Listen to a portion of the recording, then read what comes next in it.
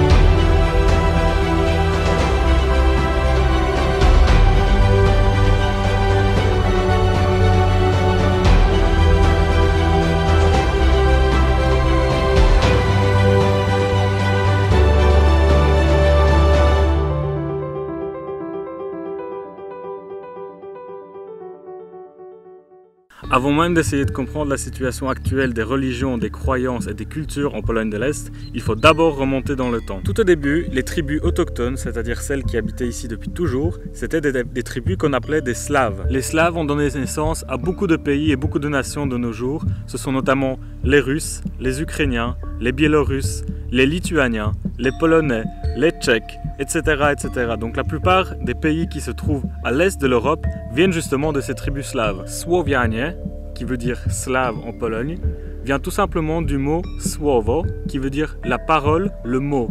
C'était tout simplement les tribus qui se comprenaient entre eux puisqu'ils avaient une langue qui était la même. Autre chose qui caractérise tous les Slaves entre eux, ce sont non seulement la même langue, mais ce sont aussi les mêmes divinités, les mêmes dieux qui vénéraient. La religion slave ancestrale, c'est un sujet très vaste et très intéressant qu'on pourra peut-être aborder dans une autre vidéo. Mais ici, ce qui est important de comprendre, c'est que avant même la création de pays, avant même la création des nationalités et des nations, ce qui réunit les peuples et les tribus de l'Est de l'Europe, c'est la même langue et les mêmes croyances. Et c'est ça qui fait la culture slave. C'est durant le Moyen-Âge que la situation va changer radicalement, puisque c'est au Moyen-Âge que le christianisme va s'introduire dans l'Europe. Et c'est à ce moment aussi que la plupart des nations et des rois vont devenir chrétiens au sein des nations européennes. En opposition à cela, d'autres nations justement vont rester païennes pendant très longtemps. Il s'agit notamment des populations et des tribus qui vivaient ici sur le territoire de la Pologne, à l'est de l'Europe.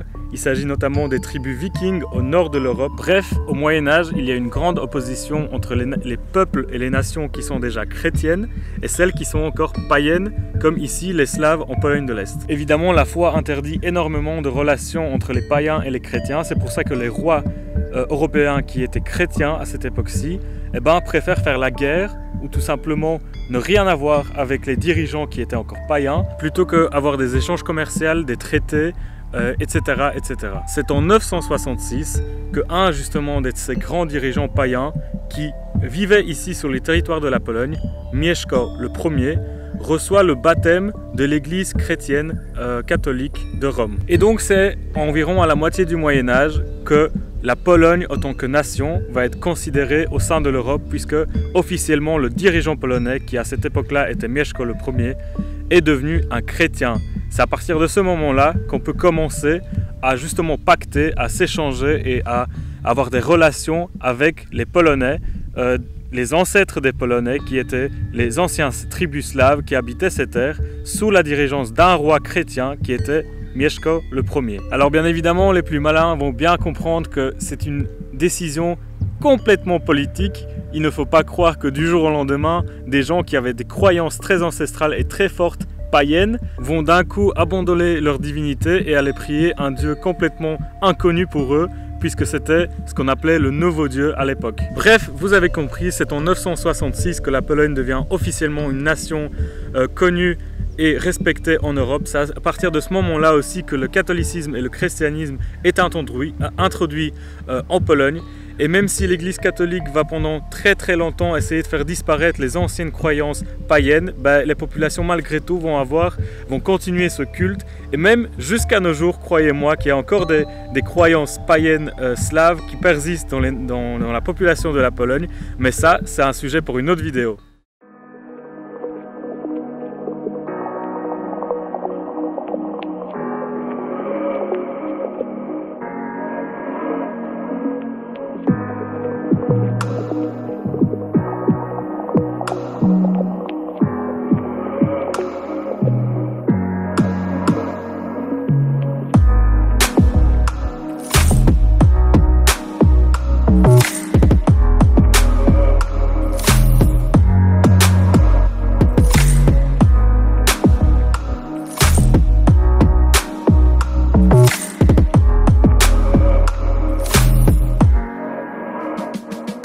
Et même si cette décision était strictement politique au début, l'Église catholique a su durant tous ces siècles s'installer dans la vie quotidienne et dans les mœurs de la nation polonaise. Énormément de Polonais connus viennent justement de cette communauté catholique. Pour en citer ne fût-ce que deux exemples, le pape Jean-Paul II, qui est très connu dans le monde, qui a joué un rôle très important notamment dans la chute du communisme durant le XXe siècle en Pologne, mais aussi Sœur Thérèse Faustine, qui a un culte très important ici pour les Polonais, et bien d'autres encore que je passe évidemment, puisque l'Église catholique a dû durant tous ces siècles, donc depuis 966, bien marqué l'histoire de la Pologne et des Polonais. Et c'est ainsi que le catholicisme est devenu la religion principale ici en Pologne. Mais malgré tout, aujourd'hui, il y a une mixité de religions et de cultures très forte, surtout ici dans la région de Podlasie. Nous allons découvrir du coup ensemble quelles sont ces religions qui vivent ici sur le territoire de Podlasie et de la Pologne et comment ça se fait qu'elles ont survécu tout ensemble sur le même territoire jusqu'à nos jours. Alors tout d'abord, il faut comprendre et savoir que la Pologne, et surtout Podlasie, se trouve en plein milieu d'une grande plaine. C'est donc tout simplement un point de croisement de plein de cultures et d'ethnies différentes, ici en plein milieu du continent. Ensuite, les Polonais sont tout simplement un peuple qui est très ouvert d'esprit et très tolérant envers les religions et les autres cultures. Cela se prouve non seulement dans les habitudes de tous les jours, mais aussi dans la loi. Au début du XVIIe siècle, le roi de Pologne et l'aristocratie polonaise font passer une loi qui octroie la liberté de culte à toute la population qui habite les terres de la Pologne. Évidemment, le roi et l'aristocratie restent catholiques puisque c'est la religion de base de la nation de Pologne.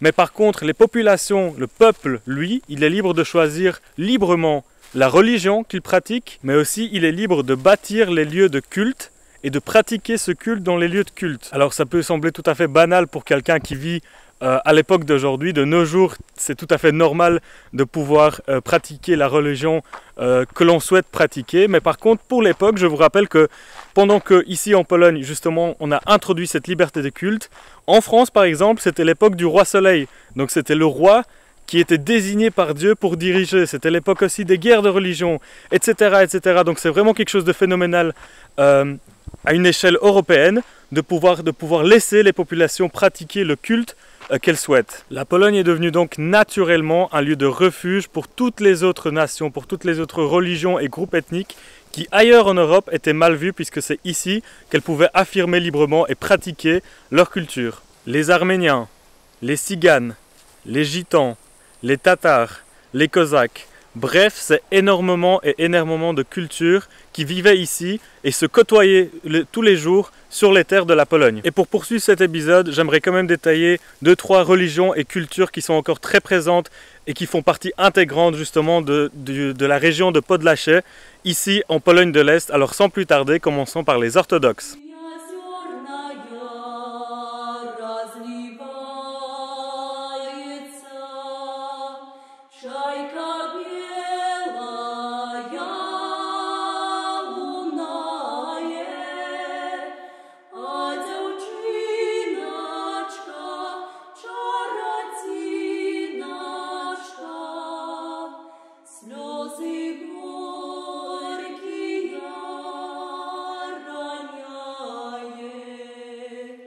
La religion orthodoxe est la deuxième religion la plus importante et la plus nombreuse en Pologne et c'est surtout ici à Podlasie, à l'est de la Pologne, que les orthodoxes sont le plus nombreux et le plus présents. Alors il ne s'agit pas évidemment encore une fois de faire un débat théologique ici pour comprendre toutes les différences entre les religions, mais il faut savoir que les orthodoxes sont donc des chrétiens, c'est comme les catholiques, c'est comme les protestants, etc. C'est une branche de la religion chrétienne et ce qui les différencie principalement des autres branches du christianisme, je dis encore une fois sans rentrer dans les thématiques théologiques de la foi, etc. C'est tout d'abord le fait que la prière dans les églises orthodoxes se fait aujourd'hui ici en Pologne de l'Est dans une langue qu'on appelle l'ancien slave, donc c'est une langue très vieille dont tous les slaves proviennent, toutes les langues slaves proviennent. Alors si on parle de liturgie, c'est très particulier aussi puisque dans l'église catholique, les prières, il y a une partie de prière qui est chantée, il y a une partie de prière qui est tout simplement dite, alors que ici dans l'église orthodoxe, toute la messe se fait d'une façon chantée, donc le prêtre en quelque sorte chante le mot qui est donné par Dieu, qui est l'évangile, qui est donc la Bible. Et donc tout cela se fait selon un chant très spécial, très traditionnel, dans cette langue qu'on appelle l'ancien slave. C'est assez similaire de ce qui se passe encore chez les Juifs aujourd'hui. Chez les Juifs aussi, la Torah, si vous avez l'occasion d'être dans une maison de prière juive, vous allez voir qu'on ne lit pas la Torah, on la chante. Et en fait, c'est une façon de célébrer, entre guillemets, la parole de Dieu qui nous est donnée à travers les livres saints que sont la Torah, la Bible, le Coran aussi chez les musulmans. Souvent, il est intoné, il y a une intonation spéciale, il est chanté aussi et donc c'est un peu à l'image de ceci que chez les orthodoxes on chante la liturgie. Alors une autre différence assez fondamentale entre la pratique orthodoxe et la pratique catholique, c'est le fait que les prêtres orthodoxes ont droit de se marier et de fonder des familles. Donc souvent ici dans ma région on rigole en disant que les prêtres catholiques se disputent les fidèles avec les prêtres orthodoxes. Justement parce qu'ils sont jaloux du fait que les prêtres orthodoxes puissent avoir une amoureuse, une femme et une famille surtout, alors que les prêtres catholiques c'est complètement interdit évidemment puisqu'ils ont fait vœu de chasteté et donc ils se sont donnés à 100% à Dieu. Et alors qu'ici dans l'église orthodoxe c'est tout à fait toléré que les prêtres soient mariés et fondent des familles. Vous voyez que la différence de style des églises orthodoxes est assez flagrante.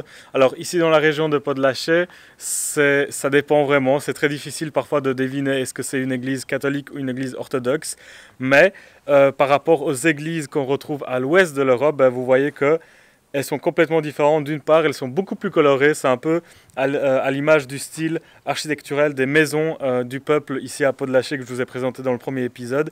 Vous voyez qu'il y a énormément d'églises et ce sont souvent des églises orthodoxes qui sont très belles parce qu'elles sont des couleurs magnifiques et c'est souvent des constructions en bois très anciennes. Si vous avez un doute, il suffit d'observer précisément la croix puisque la croix catholique c'est une croix classique je dirais avec 2 barres transversales alors que la croix orthodoxe c'est une croix avec 2 barres transversale oblique en plus sur la croix. Donc si vous voyez ce type de croix, alors vous êtes sûr que vous êtes devant une église orthodoxe. Encore une fois, la multiplicité de cultes prouve bien le fait que les Polonais sont un peuple très tolérant, très ouvert et très mixte surtout.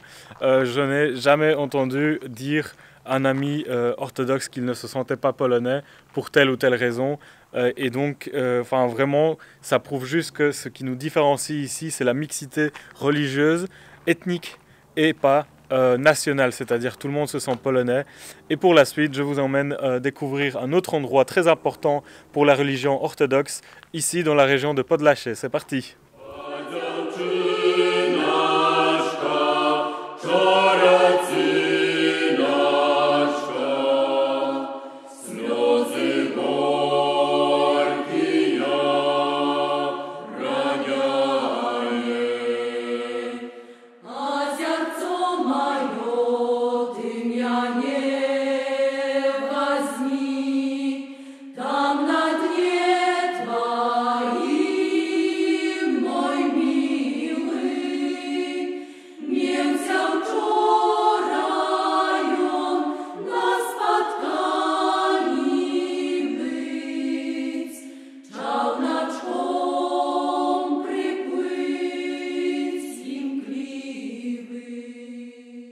Vous permettez que je parle un peu plus doucement maintenant, car nous nous trouvons dans un des lieux de culte le plus important de la communauté orthodoxe en Pologne de l'Est. Bienvenue au mont Grabarka.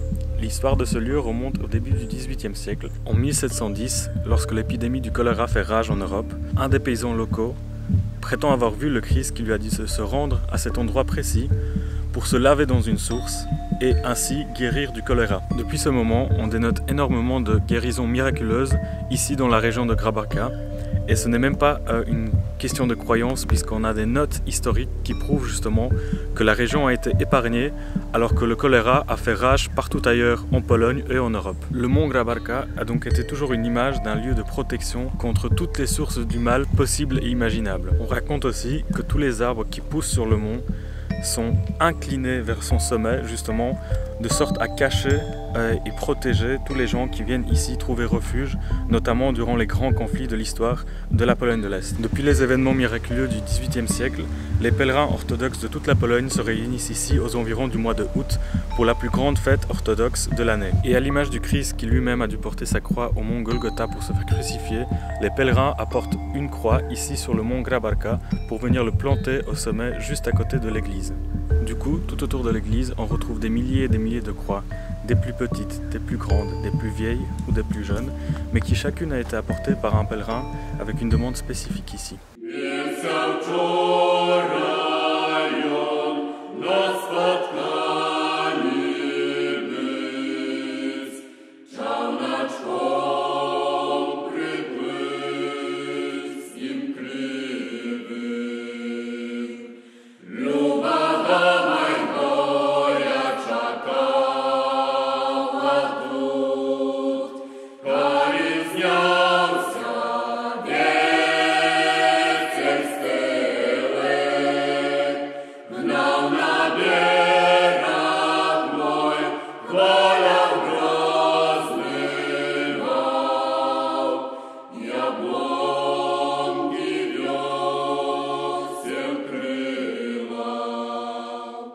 Qu'on soit croyant ou pas, il faut avouer que quand on se balade ici entre toutes ces croix, il y a un certain sentiment de mythique, il y a un climat très apaisant qui est très difficile à décrire. Vraiment, je vous invite à visiter ce type de lieu, même si vous n'êtes pas croyant, c'est toujours une expérience très enrichissante et notamment une certaine démonstration de respect envers les gens qui justement ici pratiquent leur culte et pour qui ces endroits sont très importants et font partie de leur vie quotidienne puisque les gens tout autour des villages ici, c'est ici qu'ils se réunissent pour prier, c'est ici qu'ils enterrent leurs morts. Ce sont tout simplement des lieux de vie communautaire et de rassemblement autour d'une religion et autour de certaines valeurs collectives. Alors je vous ai raconté au début l'anecdote des 3 voisins qui avaient 3 religions différentes et pour ne pas rester sans preuve, vous voyez ici c'est un lieu de culte orthodoxe et pourtant étant petit, même si je viens d'une famille catholique, je me rappelle avoir fait beaucoup de pèlerinage ici, tout simplement puisque nous avons des amis qui sont orthodoxes, ou tout simplement parce que ce sont des croyances locales, des pratiques locales, ou tout simplement parce que les religions sont très proches et comme je vous ai dit, ce qui prime ici à Podlasie, c'est d'abord un sentiment national d'être une communauté et peu importe la religion, on se respecte les uns les autres et au final, que ce soit un lieu de culte orthodoxe et que pour moi, catholique, c'était tout à fait normal de venir prier ici avec mes amis ou avec des connaissances. Donc voilà, comme quoi, encore une preuve que les communautés sont très respectueuses ici et vivent vraiment ensemble, malgré la différence de religion, malgré la différence d'ethnicité, etc., etc.